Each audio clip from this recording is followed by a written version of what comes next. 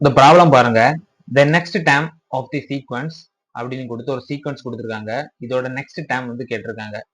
என்ற தொடர் வரிசையின் அடுத்த உறுப்பு என்ன அப்படின்னு கேட்டிருக்காங்க. ஃபர்ஸ்ட் ஆஃப் ஆல் வந்து இது அரித்தமெட்டிக் ப்ராக்ரஷன்ல இருக்கா இல்லைன்னா ஜியோமெட்ரிக் ப்ராக்ரஷன்ல இருக்கா அப்படின்னு பார்க்கணும். நம்ம டிவிஷன் இருந்தாலே மேக்ஸிமம் வந்து ஜிபியில தான் இருக்கும். அதை செக் பண்ணிடலாம். ஜிபி வந்து T2 by T1 அப்படின்னு நம்ம எடுக்கணும். சேமா இருந்துச்சு அப்படின்னா அது ஜிபியா நம்ம கன்ஃபார்ம் பண்ணலாம். இப்போ 1/8 டிவைடட் பை 3/16 அது எப்படி போடலாம்? 16/3 அப்படின்னு போடலாமா?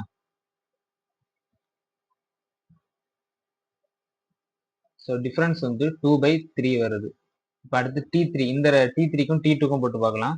1/12 இன்டு 8/1 இதுவும் 2/3 தான் வருது.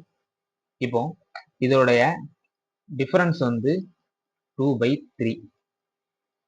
இப்போ நம்மளுக்கு 1/18 அடுத்து என்ன வரும்னு கேட்டுறாங்க. 1/18 அடுத்து என்ன வரும்னா அதுக்கு அடுத்த நம்பர் டிவைடட் பை 1/18 போட்டோம் அப்படின்னா நம்மளுக்கு 2/3 வரணும்.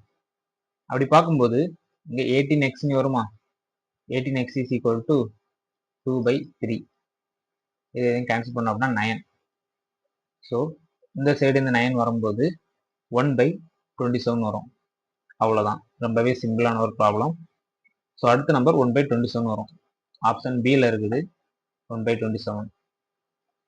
அவ்வளோதான்.